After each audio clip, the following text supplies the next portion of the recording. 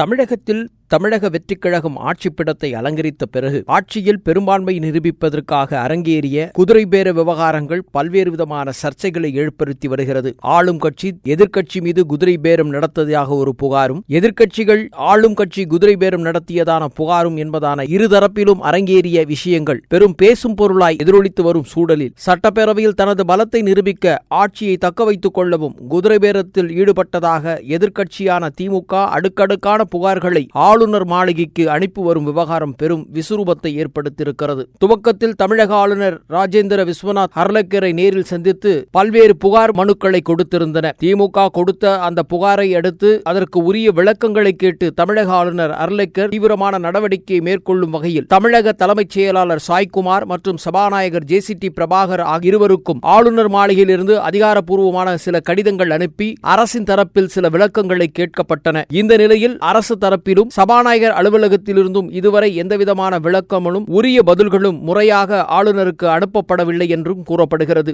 இந்த விவகாரத்தில் மௌனம் கடைபிடிக்கப்படுவதால் அரசியல் வட்டாரத்தில் பல்வேறு விதமான சந்தேகங்களையும் விவாதங்களையும் எழுப்பி வரும் இந்த சூழலில் அரசு தரப்பில் எந்த பதிலும் அளிக்காத நிலையில் திமுகவின் முக்கிய பிரதிநிதிகள் அடங்கிய குழு ஒன்று மீண்டும் தமிழக ஆளுநர் அர்லேக்கரை நேரில் சந்தித்து தாவேகா அரசு தொடர்ந்த குதிரை பேரத்தில் ஈடுபட்டு வருவதாகவும் கூடுதல் ஆதாரங்களை அவரிடத்தில் சமர்ப்பித்து இதன் மீது கடுமையான நடவடிக்கை ஆளும் அரசுக்கு மீது எடுக்க வேண்டும் என்பதான வலியுறுத்தலை மீண்டும் அழுத்தம் திருத்தமாக கொடுத்திருக்கிறார்கள் பிரதான எதிர்க்கட்சியான திமுக. இந்த நிலையில் இதற்கு விளக்கம் தெரிவிக்கும் வண்ணமாகவே தனது கடிதத்தை வேகப்படுத்தி இருக்கிறது ஆளுநர் மாளிகை. ஆளும் தாவேகா அரசு உரிய விளக்கங்களை அளிக்க வேண்டும் என்றும் தலைமைச் செயலாளர் மற்றும் சட்டப்பேரவை தலைவர் ஆகிய இருவருக்கும் கடிதம் அனுப்பப்பட்டிருக்கிறது. இந்த கடித விவகாரத்தில் உரிய பதில்கள் முறையான நேரத்திற்குள் வந்து சேரவில்லை என்றால் ஆளுநர் அடுத்த கட்டமாக என்ன நடவடிக்கைகளை எடுக்கப் போகிறார் என்பதான கேள்வி ஒருபுறம் எழுந்து கொண்டிருக்கிறது. இந்த சூழலில் மத்திய நாடாளுமன்ற உறுப்பினர்கள் கொண்ட குழுவினர் சட்ட ரீதியான இந்த விஷயத்தை அணுகலாம் என்று சொல்லி நீதிமன்றத்தை நாடவும் முடிவு செய்திருக்கிறார்கள். இது ஒருபுறம் இருக்க, மத்திய உள்துறை அமைச்சகத்திடம் இந்த விவகாரம் தொடர்பாகும் ஆளும் தாவேகா அரசு குதிரை பேர விவகாரங்களில் ஈடுபட்டதற்கான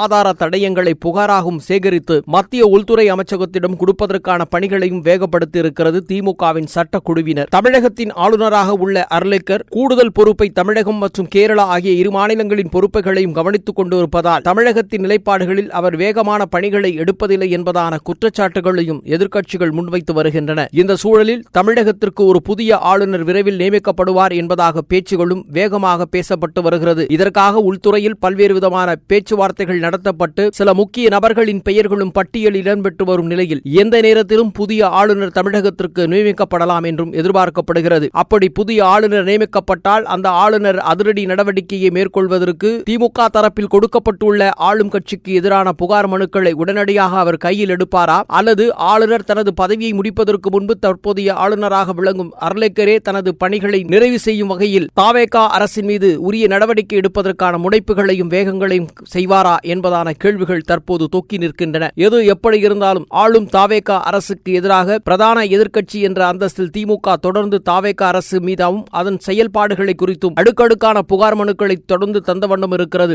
ஆளுநர் இந்த விவகாரத்தில் அடுத்த கட்டமாக என்ன செய்ய போகிறார் என்பது நடவடிக்கைகளை பொறுத்திருந்து பார்க்க வேண்டும். ஆளுநர் தரப்பிலிருந்து எடுக்கப்படும் அடுத்த கட்ட நடவடிக்கைகள் எதுவாக இருக்கும் என்பதும் பொறுத்திருந்து பார்க்க வேண்டும்.